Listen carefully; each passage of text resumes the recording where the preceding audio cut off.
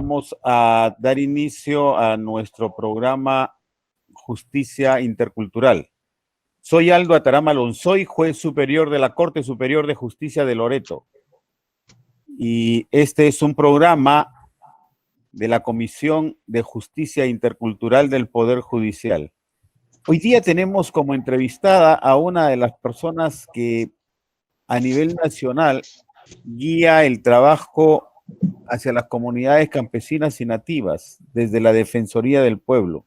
Nos referimos a la doctora Nelly Aedo Rueda, jefa del programa precisamente de la Defensoría del Pueblo, a quien desde ya le damos la bienvenida y le agradecemos por su presencia en nuestro programa, con quien vamos a conversar sobre sus tareas, sobre qué cosa es lo que viene haciendo la Defensoría y sobre todo con el tema que nos interesa más por ahora, indígenas en la cárcel. Buenas tardes, doctora Nelly Aedo Rueda. Su saludo para los miembros del Poder Judicial de Justicia Intercultural. Adelante, doctora, le escuchamos. Es un gusto para mí estar en su programa. A través suyo también saludo a su teleaudiencia, a quienes le acompañan, a su equipo, y agradezco en nombre de la Defensoría esta entrevista para compartir con ustedes el tema de las garantías, ¿no?, que se deben otorgar a los ciudadanos indígenas en la administración de justicia. Ya para entrar en materia de esta entrevista, ¿qué hace el programa de la Defensoría del Pueblo en relación a estas tareas? Pueblos indígenas y pueblos originarios, como se le llama. ¿Cuáles son sus tareas ahí?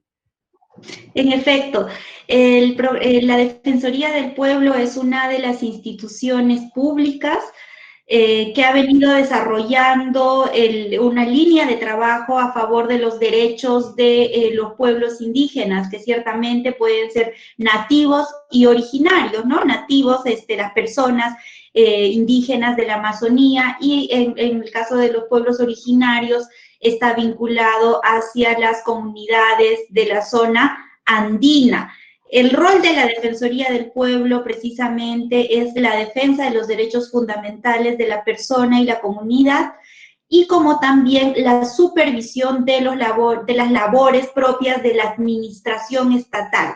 En ese sentido, la Defensoría ha venido realizando una serie de investigaciones sobre cómo se viene desarrollando la protección de los derechos fundamentales a nivel de todos sus derechos, siendo uno de los más importantes ciertamente el derecho al acceso de justicia, ¿no? En ese sentido también la Defensoría, además de hacer investigaciones, dar opiniones legales, normativas, recibe casos de ciudadanos indígenas que pueden estarse viendo afectados en sus derechos fundamentales en diversas instancias de la administración pública, y se le da ese seguimiento y ese soporte para lograr que el ciudadano indígena pues pueda acceder a los diferentes servicios públicos en esos casos que nos reportan los propios ciudadanos indígenas ante la Defensoría del Pueblo.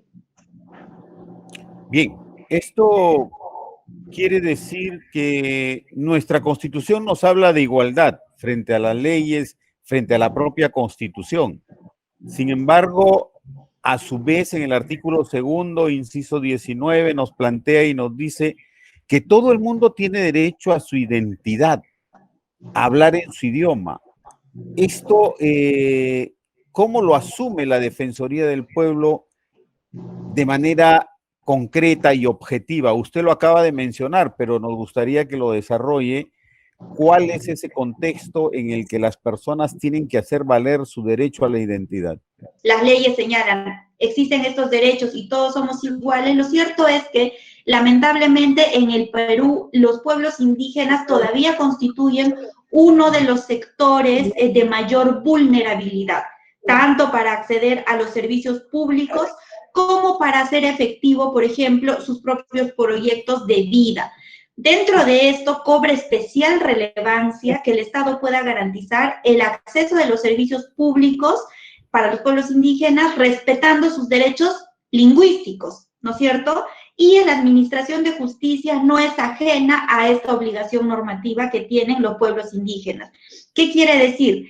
Existe ya una ley de lenguas, un reglamento de lenguas, una política de lenguas. Sin embargo, donde en estas normas, ¿no?, se establece que en aquellos lugares del país donde haya mayor predominancia indígena, ¿no?, lingüística, los servicios públicos que se brindan, como la salud, la justicia, la educación u otros, tienen que prever personas que puedan atender a los ciudadanos indígenas en su propia lengua materna.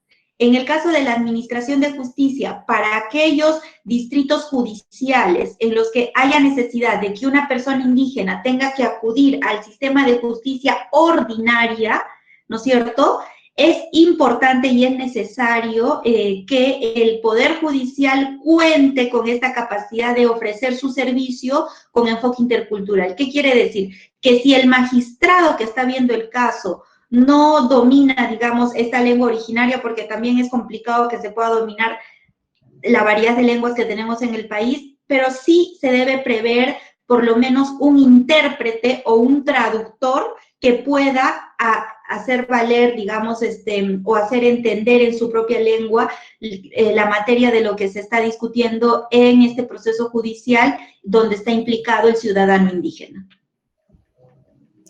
Sí, efectivamente, como usted lo acaba de decir, en el Perú son 55 lenguas que se hablan a nivel nacional. En Loreto nada más tenemos 25 lenguas que se hablan. ¿Cómo el Estado podría hacer cumplir, porque no tenemos todos los días y a cada rato, este derecho para que los indígenas, digamos, tengan ese acceso a la administración de justicia en su propio idioma? Claro, nosotros hemos tenido y tenemos también varias experiencias de esa naturaleza, que cuando tenemos gente que proviene de los pueblos aguajún, ticuna, todo eso, nos hablan, nosotros les hablamos, pero ellos nos hablan en su idioma. Y ahí es donde viene el problema.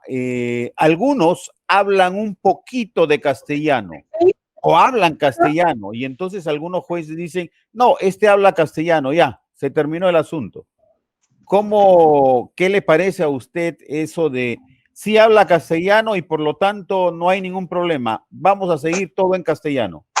Creo que es importante que tomemos en cuenta que hay un cambio de paradigma ya en el abordamiento de los derechos de la ciudadanía indígena. A esta altura ya existe, como hemos señalado, un desarrollo normativo, pero todavía falta una mayor capacitación sobre estos derechos que tienen los pueblos indígenas, que en el caso de su derecho al uso de la lengua materna, es gracioso porque para los ciudadanos extranjeros, por ejemplo, en el Poder Judicial está clarísimo y es parte de la garantía del derecho a la defensa que no se puede procesar a un ciudadano, por ejemplo, que habla inglés, ¿no?, si es que no tiene el traductor, ¿no? O a un alemán o a un ciudadano extranjero que hable cualquier otro idioma.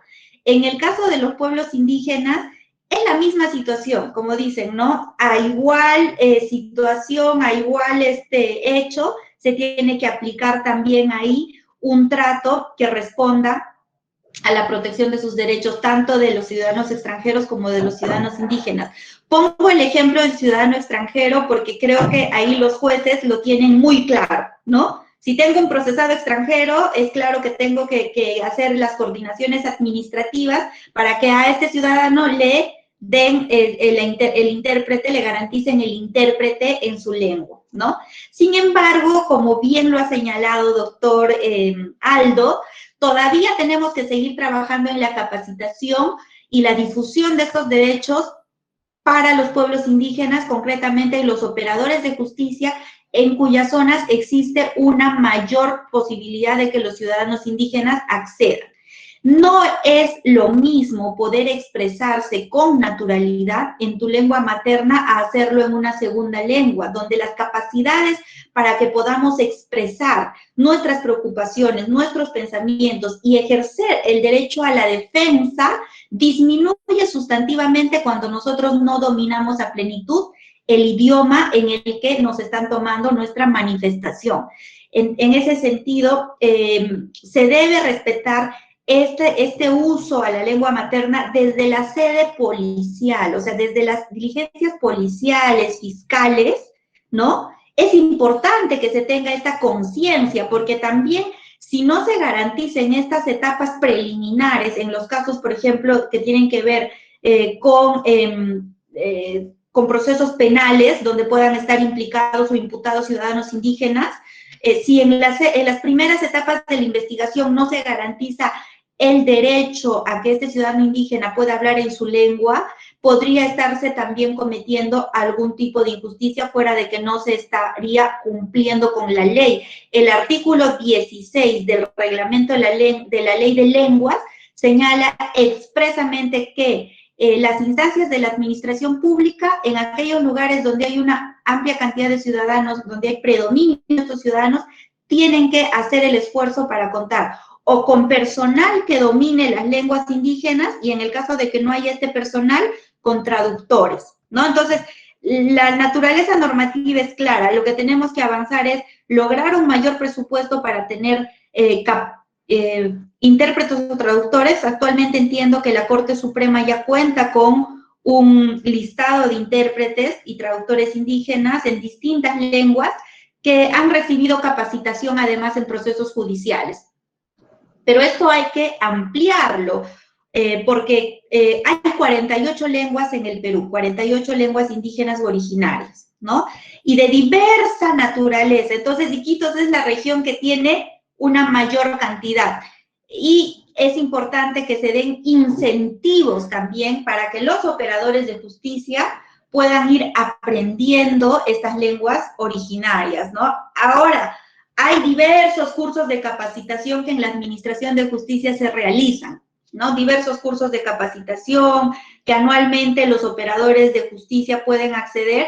Sería muy interesante que uno de estos cursos tenga que ver según la región, según el distrito judicial y la necesidad lingüística de los justiciables, pueda también capacitarse en conocimientos básicos de lenguas originarias para estos operadores de justicia que están en estas zonas.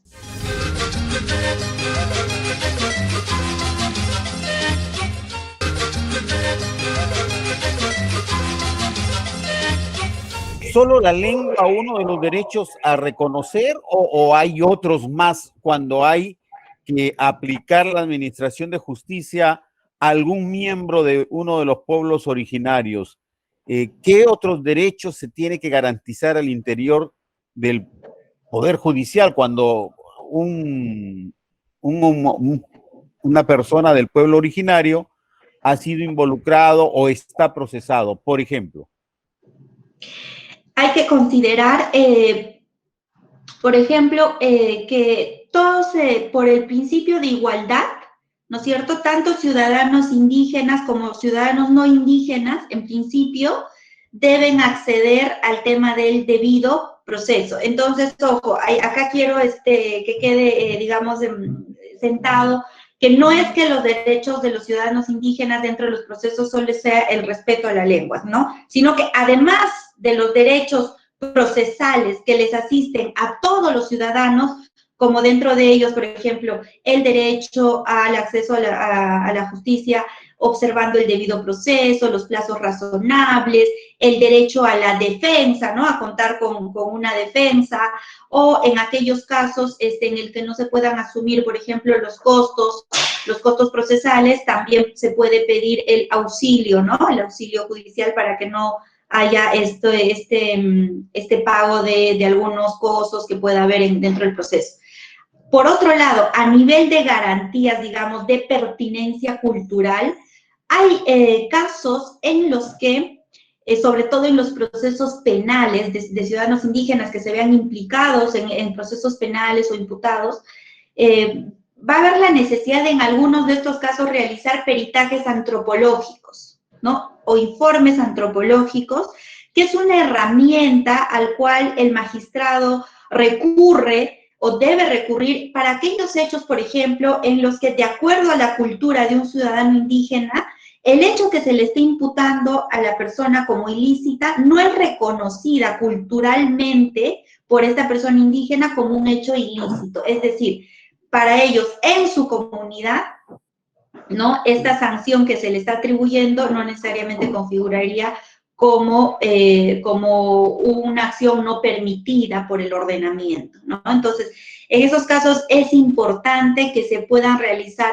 estos peritajes antropológicos para determinar si la acción que se le está atribuyendo a la persona indígena podría configurar, por ejemplo, esta figura que se les dice de el eximente, ¿no? Por comprensión cultural.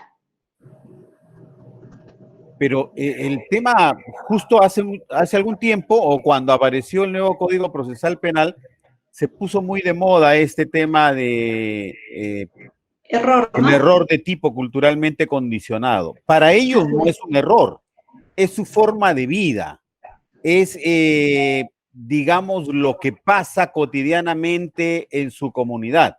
Para ponerle un ejemplo, los jóvenes se casan a tempranas edades. No esperan, como decimos en la cultura occidental, la mayoría de edad para acceder a un matrimonio, ¿no? Ellos se casan incluso a tempranas edades, las mujeres apenas tienen su menstruación, no en todas las comunidades, esto también hay que aclararlo, sino en algunas todavía existe eso, y desde ya es una especie de consenso entre los padres que esta niña o este varón se va a casar con fulano de tal. Sin embargo, en algunos casos, cuando hay personas del mundo occidental que rodean a estas culturas, terminan denunciándolos como si fueran violaciones. ¿Por qué? Porque son menores de 14 años. ¿Qué tratamiento darle? ¿O es el mismo tratamiento? Porque se le va a aplicar al final la ley occidental. ¿Qué tratamiento darle ahí, en esa situación tan terrible y tan difícil para ellos? Sí, ahí hay que tener una postura siempre bien garantista y desde una perspectiva, poniendo, yo creo, en el centro a la persona, que en este caso es la niña adolescente o la mujer, ¿no? Y yo me animaría, doctor, a hacer ahí un tipo de recomendación, y de hecho desde la Defensoría siempre lo señalamos, para ver estos temas caso por caso, ¿no? Caso por caso. ¿Por qué?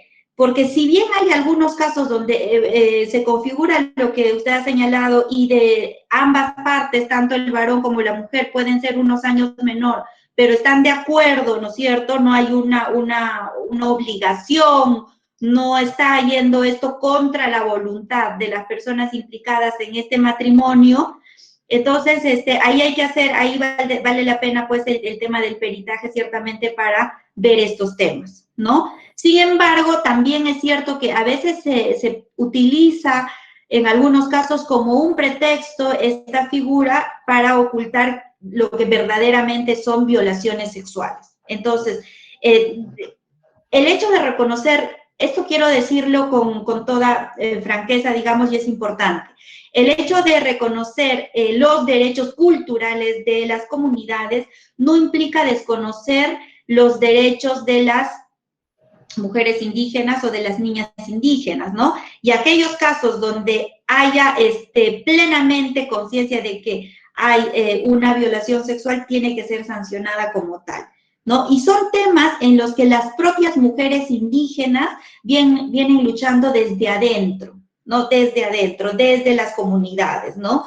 Para que compatibilizar, armonizar los derechos culturales, pero respetando la dignidad de las personas, en este caso de las adolescentes, de las niñas, respetando los derechos también que ellas tienen sobre su cuerpo, sobre su integridad física, su integridad sexual. Entonces yo diría que en estos casos hay que tratar siempre, son casos delicados y el juez tiene que ver caso por caso, pero hay alguna vez, como usted dijo, que se puso de moda y también se ha entrado en algunos casos al facilismo de decir, ah, no, son de comunidad y no, porque ellos se casan temprano y ya, pero puede ser que ahí en realidad no esté ocurriendo esto, sino sea en efecto un tema de violencia sexual, que es un tema muy, muy grave y que siempre debe ser abordado de manera muy particular y según la casuística. Claro, pero aquí hay un choque de culturas, ¿verdad? Hay un choque de culturas. Muy chiquito le cuento un caso. Una adolescente de 12 años se enamora de un joven de 19 años. Y entonces, como dice la mamá, ya estaba muy inquieta, terrible. La mamá va, le pregunta a la niña qué le pasa, qué tiene, que por qué se porta así, y la niña le dice que está enamorada.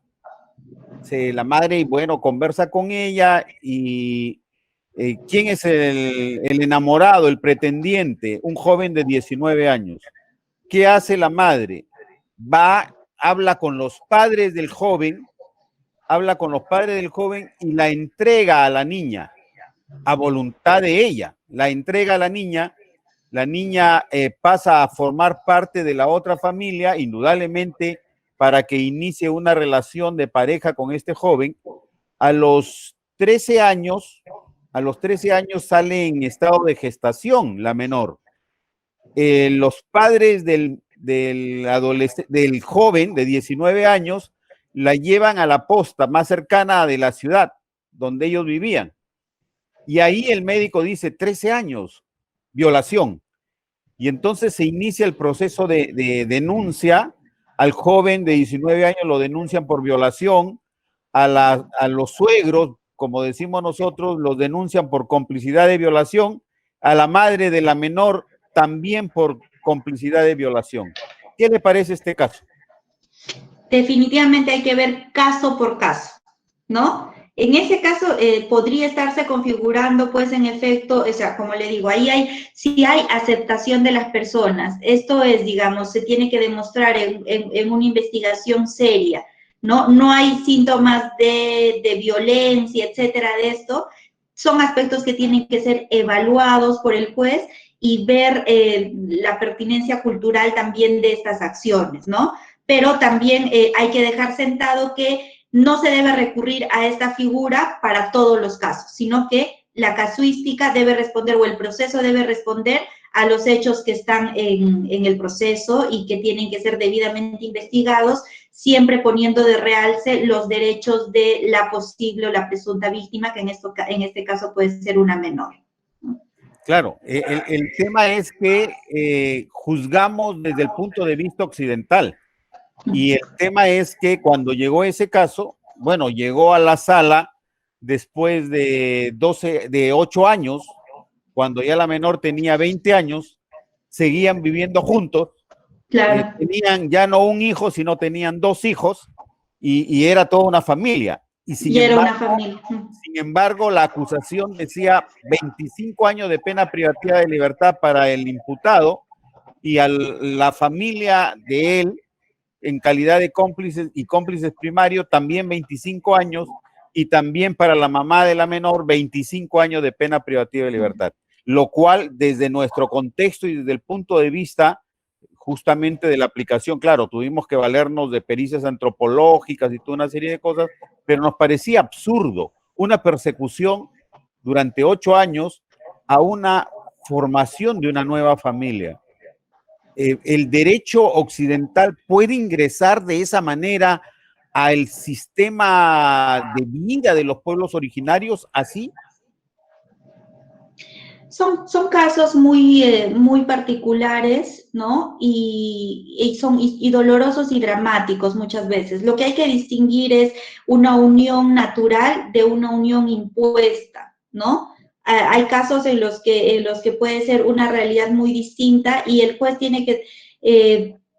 es bueno que los jueces también conozcan este tipo de experiencias como el que está narrando, y también otro tipo de experiencias en las que es claro que puede haber una vulneración al derecho a la indemnidad sexual, ¿no? y hay que considerar que son situaciones diversas, distintas.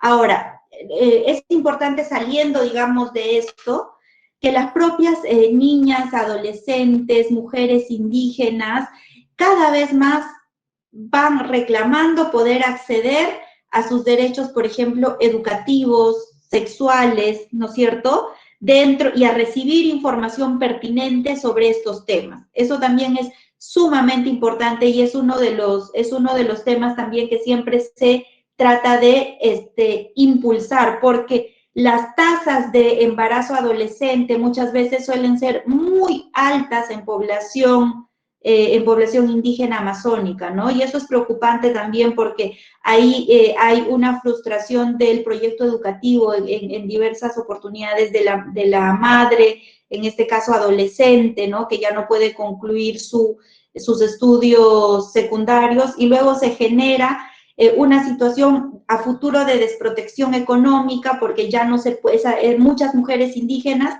luego no pueden acceder a trabajos remunerados, ¿no? Y ahí el censo del 2017, por ejemplo, un dato curioso, que más que curioso, doloroso, que más del 60% de mujeres indígenas en el Perú, ¿no? De las 3 millones de mujeres indígenas que hay, más del 60% no acceden a trabajos remunerados propios, ¿no? No tienen ingresos propios, ¿no? Están súper ocupadas y trabajan duro en temas de chacra, etcétera, pero tienen una desprotección económica significativa porque precisamente en el caso de las mujeres indígenas muchas veces no logran concluir ni siquiera la educación básica, ¿no? Entonces, ahí es importante que sin necesidad de desconocer los aspectos culturales, pero sí con una concepción en la que se ponga de relieve todos los derechos fundamentales de las personas indígenas, en este caso, también el derecho a la educación con pertinencia cultural, es importante que el Estado también pueda ir avanzando hacia estos derechos y también dentro de la educación secundaria, brindar la educación sexual integral en la malla curricular en aquellos lugares donde están la presencia también de las comunidades, de los pueblos indígenas, y que los menores puedan, adolescentes, puedan conocer pues aspectos fundamentales que tienen que ver con los cuidados de la salud sexual y reproductiva, ¿no? Entonces, yo aprovecho este espacio porque son temas, yo creo, de política pública que es importante tomar en cuenta para dimensionar un poco los derechos en general de los adolescentes, las adolescentes indígenas.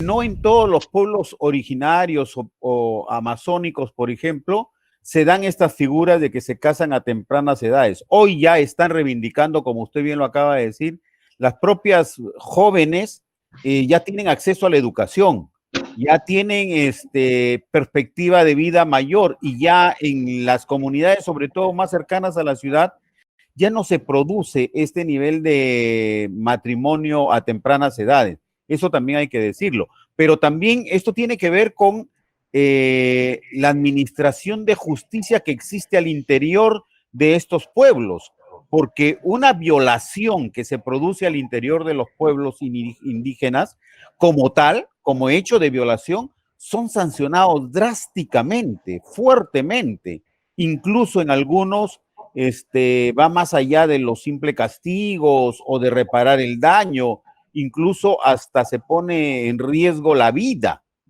del violador, ¿no?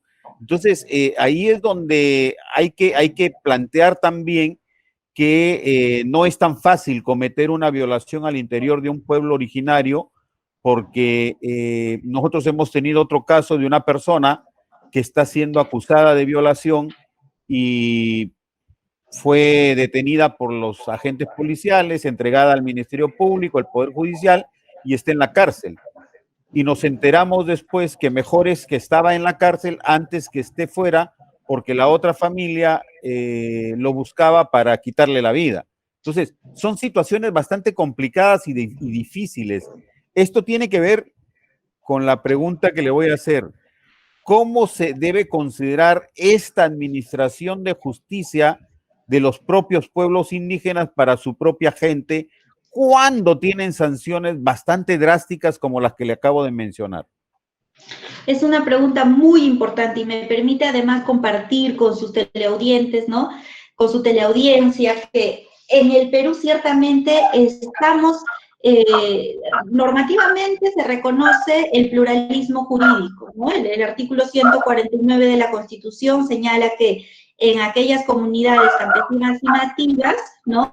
Eh, eh, pueden resolver sus controversias de acuerdo a su cultura y utilizando sus instituciones propias. El convenio 169 también garantiza este derecho para las personas indígenas, las comunidades en específico, ¿no? Entonces, en ese sentido es muy importante la labor que realizan las autoridades indígenas para poder conocer diversos temas y resolver estos controversias interpersonales, estas controversias al interior de las comunidades, y por eso es que en muchos casos no llega al Poder Judicial. Sin embargo, también hay que reconocer que la propia Constitución pone límites, ¿no es cierto?, en tanto que las sanciones que se establezcan dentro de la Administración de Justicia Comunal no pueden afectar los derechos fundamentales. Es decir, por ejemplo, una comunidad haciendo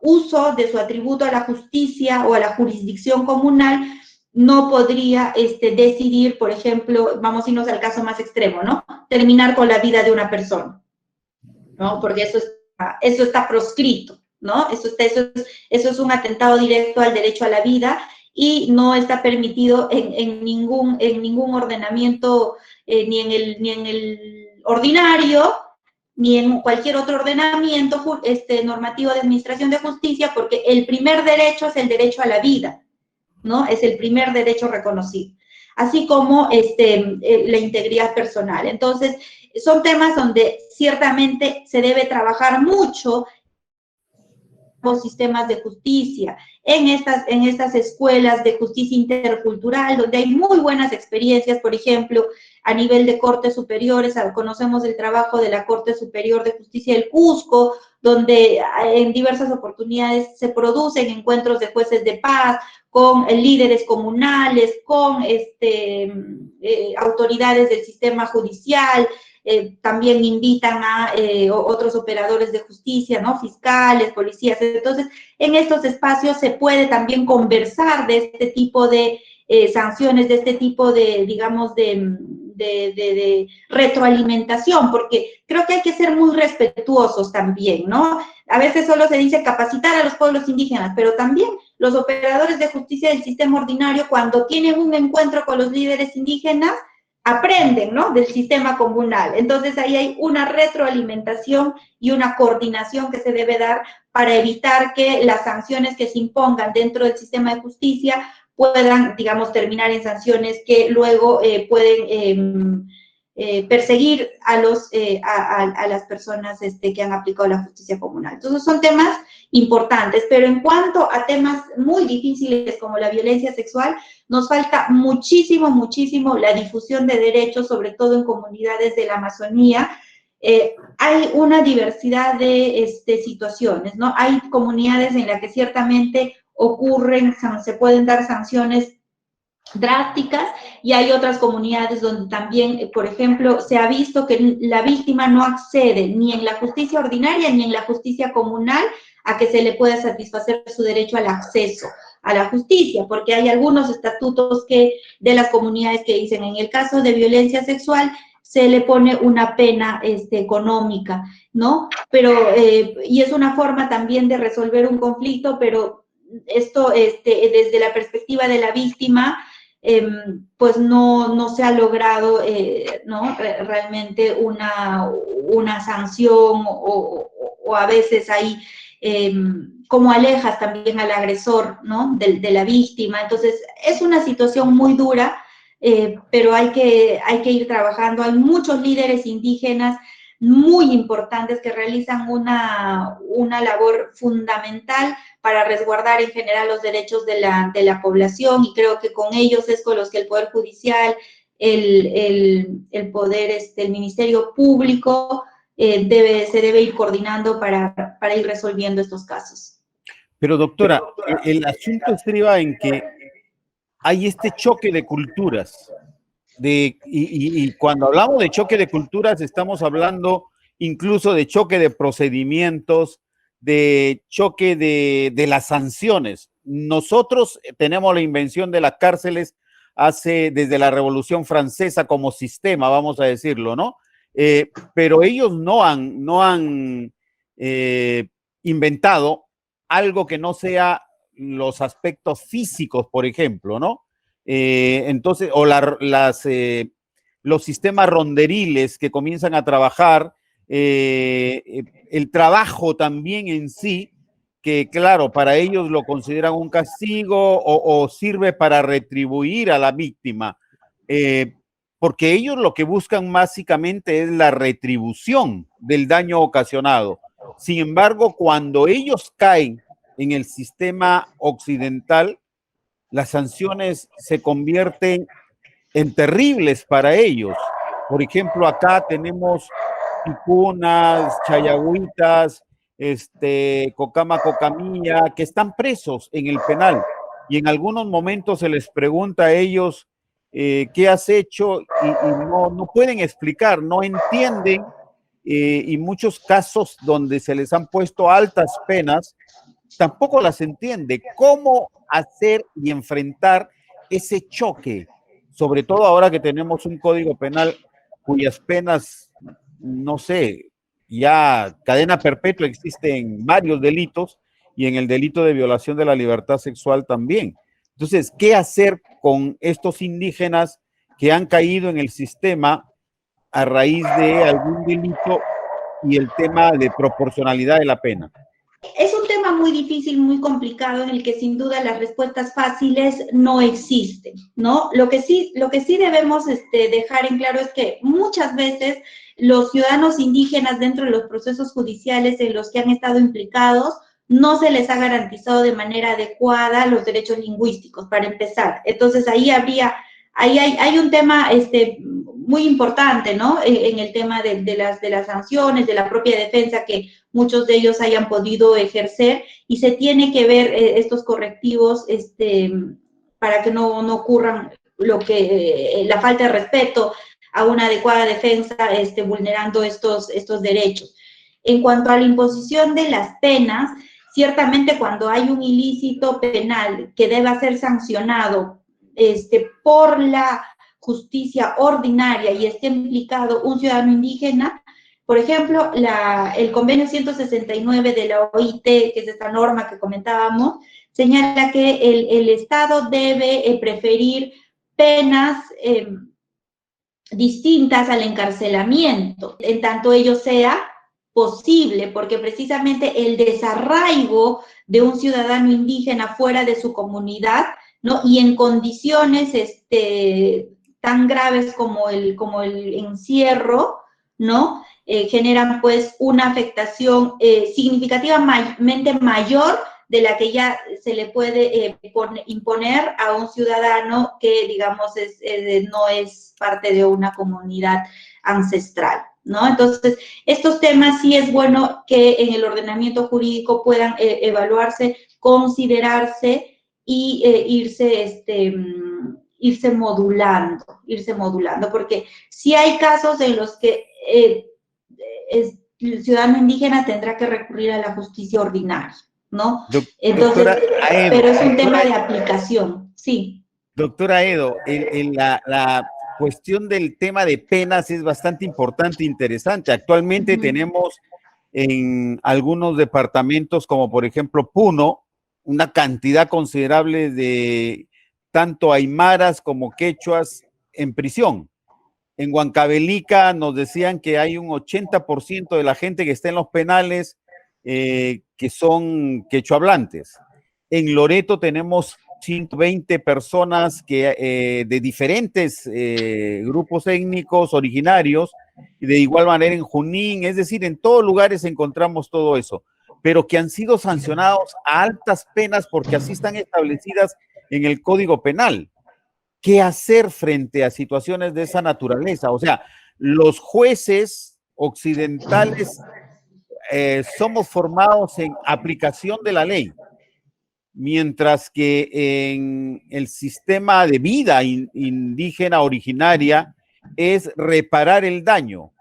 ¿Cómo compatibilizar este tema de reparar el daño con aplicar la ley en el sistema occidental cuando se trata de una persona originaria de los pueblos amazónicos y andinos?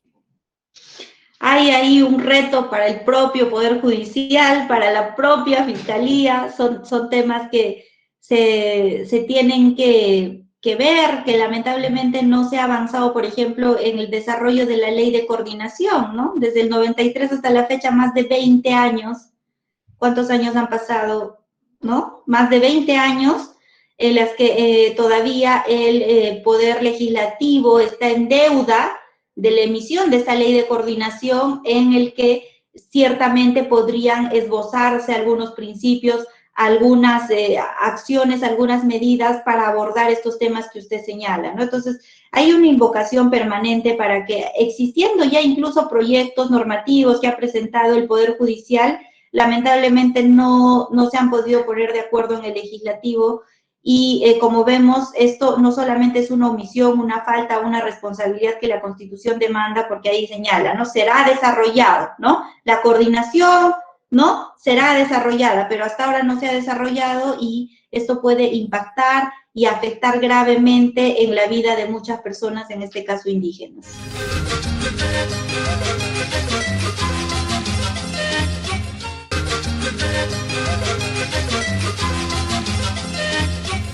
Que es un reto para el Poder Judicial ver este tema de la sanción para personas que vienen de pueblos originarios.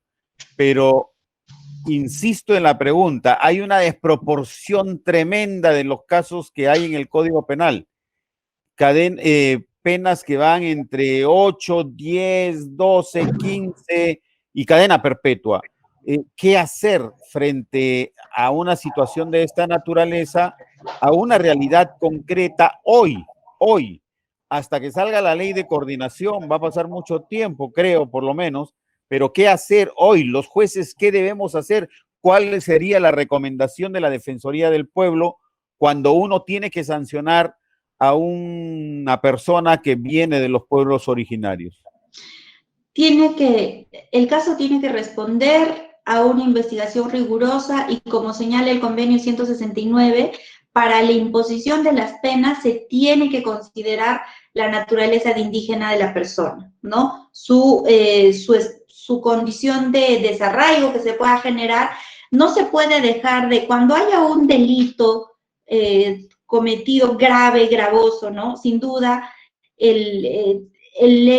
por la ley no se puede dejar de aplicar por el órgano judicial, ¿no? Eso no es lo que se pide. Lo que se pide es que se tomen en cuenta las garantías que se puedan dar a esta persona, ¿no? Y pasará por una evaluación. Es muy difícil poder hablar de una generalidad, pero hay, por ejemplo, lamentablemente no existe, por ejemplo, un desarrollo de otro tipo de penas que no sean fuera de las carcelarias, ¿no? Esa es otra deuda. Esa es otra deuda de cómo se regulan, por ejemplo, el tema de la... A ver, usted me ayudará, doctor, que es magistrado, ¿no? Hay un tema de retribución comunitaria, que había una posibilidad de dar... ¿Cómo era esto?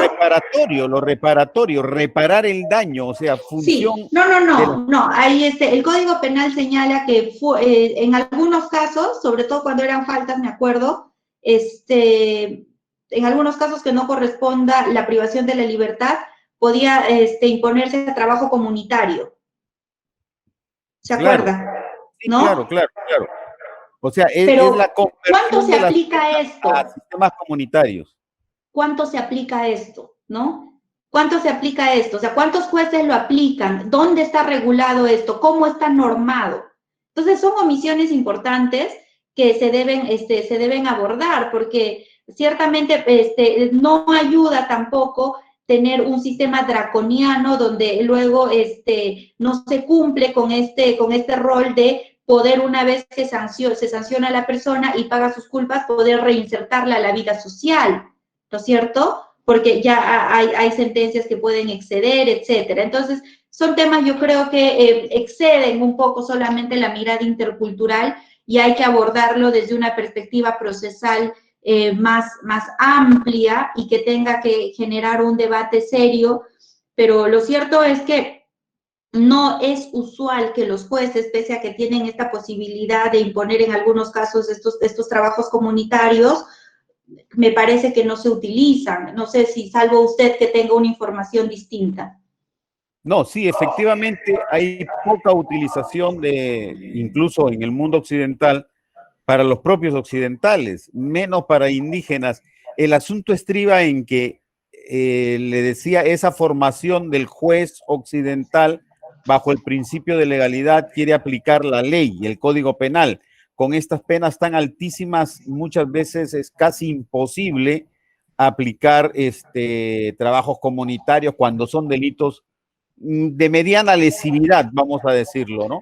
Y aquí tiene que ver un último tema para tratar con usted por ahora, que está referido a esto de los indígenas que vienen a la ciudad, dejan de ser indígenas, o sea, los indígenas que ahora que está también el Estado dando becas para estudiar, hay algunos indígenas, tanto hombres como mujeres, que vienen, se capacitan en la universidad, y en algunos casos se ven involucrados en algunos delitos.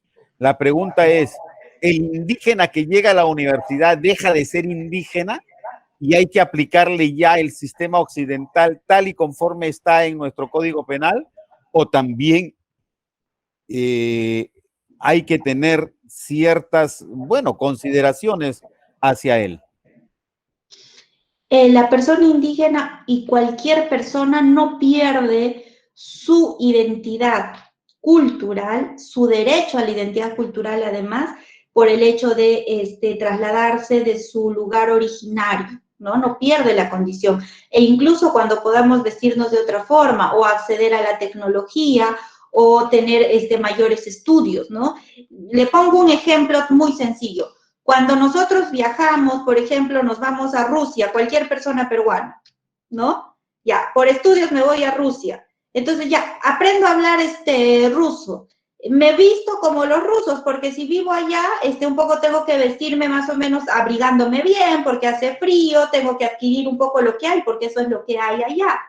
Pero no por eso voy a dejarme de reconocer como una ciudadana peruana, ¿verdad?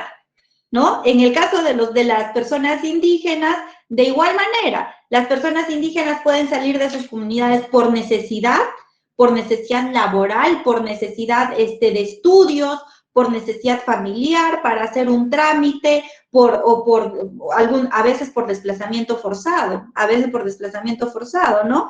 Por ejemplo, en la época de violencia que hubo en los años 80, muchas comunidades tuvieron que trasladarse a las ciudades por la difícil situación que estaban viviendo. Entonces, pero no por eso dejan de ser indígenas. Existe la obligación de respetar este derecho a la identidad cultural. Ahora, en el censo del 2017 ya se ha avanzado con la pregunta de autoidentificación y casi 6 millones de personas se han autoidentificado como parte de alguno de los 55 pueblos indígenas en el país. Solamente en Lima está el distrito con mayor quechohablantes del país, ¿no? Que es San Juan del Lurigancho. ¿Cuántos hospitales en San Juan del Lurigancho o los servicios que están ahí cuentan con intérpretes en quechua? ¿No? Entonces, por ejemplo, tenemos que ir pensando que los servicios interculturales no solo son aquellos destinados para las zonas rurales, sino también para las zonas urbanas en donde existe esta necesidad y esta demanda. En Lima tenemos una EIB urbana, por ejemplo, que atiende a los niños de la comunidad Cantagallo, que es una comunidad urbana que se ha asentado migrantes de Ucayali, shipibos, conibos, ciudadanos migrantes de Ucayali que viven en comunidad y sus hijos siguen viviendo con las tradiciones de sus padres, con el idioma, y a ellos se les presta el servicio educativo de la educación intercultural bilingüe, ¿no? Y están en Lima, ¿no es cierto? Entonces, clarísimo ejemplo. Entonces, hay que, digamos, dejar de estereotipar a las personas, ¿no? Muchas veces se ha podido escuchar frases como, bueno, pero tiene celular, ya no es indígena. Entonces, en realidad todas las personas, indígenas o no, tenemos derecho a acceder a la tecnología, a los avances informativos, a vestirnos como nosotros consideremos, y así nos vistamos a la usanza occidental o a la usanza andina o amazónica.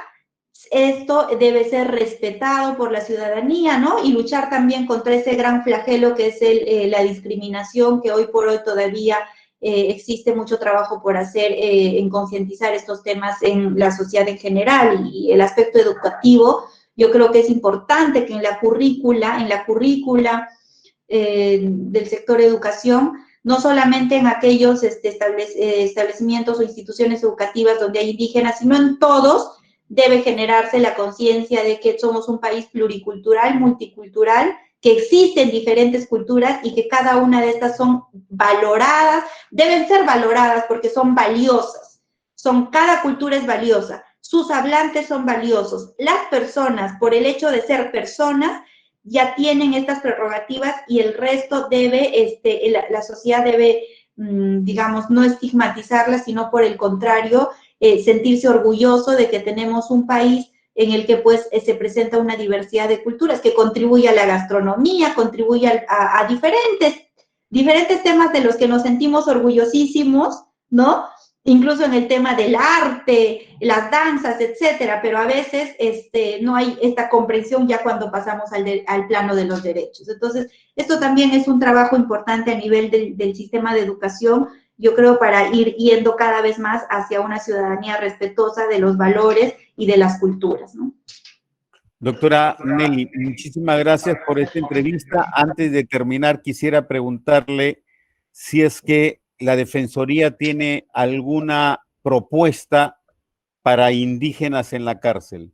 Los indígenas que están sentenciados, condenados a altas penas, ¿hay algún estudio de la Defensoría? ¿Hay alguna propuesta sobre las altas penas que han sido condenados ellos? Sin duda, nosotros desde el programa de asuntos penitenciarios atendemos temas de personas que se encuentran en situación de carcelería, ¿no? Y que recurren a la Defensoría por diversos temas, ¿no? Por diversos temas. Entonces, siempre la atención es a nivel de los casos que se puedan ir presentando, ¿no? Y también que el propio sistema de justicia, invocar que el propio sistema de justicia pueda pues tomar los correctivos que sean necesarios en todos estos temas, ¿no? A nivel de informes, por ejemplo, no hay un informe específico de este tema que le pueda compartir, pero sí las posibilidades de acceder a la Defensoría del Pueblo para poder conocer casos de vulneración de derechos, ¿no? Siempre todo dentro de el propio paradigma normativo que tenemos, ¿no? Entonces, aquí hay una necesidad de también ser claros, porque las instancias judiciales en muchos de estos casos lamentablemente están cerradas, ¿no? Ha pasado ya la oportunidad de poderlos reclamar judicialmente. Entonces, ahí yo creo que existe una comisión de justicia dentro del propio Poder Judicial. Yo no conozco a la fecha cómo irán los debates en este tema, pero entiendo que había también esta preocupación, esta iniciativa, por lo menos en algunas instancias del Poder Judicial, ¿no? De ir viendo cómo se solucionan estas problemáticas, pero tomando en cuenta también las propias herramientas que dan, cómo van cerrando los casos en el proceso judicial. Doctora Nelia Edo Rueda, muchísimas gracias por esta entrevista. Esperamos que no sea la única que tengamos con usted. Desde el Poder Judicial, a través de la Comisión de Justicia Intercultural, indudablemente estamos muy interesados en todos estos temas y ítems que hemos tocado, y esperamos seguir teniendo comunicación con ustedes. Muchísimas gracias por acceder a esta entrevista y también muchísimas gracias a la Defensoría del Pueblo por esta coordinación. Muchas gracias, doctora. Muchas gracias a usted, doctor. Un gusto haber conversado con usted en esta oportunidad. Hasta luego. Muchísimas gracias a la doctora Nelia Edo Rueda por haber permitido tener comunicación con ella, agradeciéndole desde la Comisión de Justicia Intercultural del Poder Judicial. Esperamos seguir intercambiando ideas, opiniones que nos permitan seguir avanzando en este tema de justicia intercultural. Muchísimas gracias.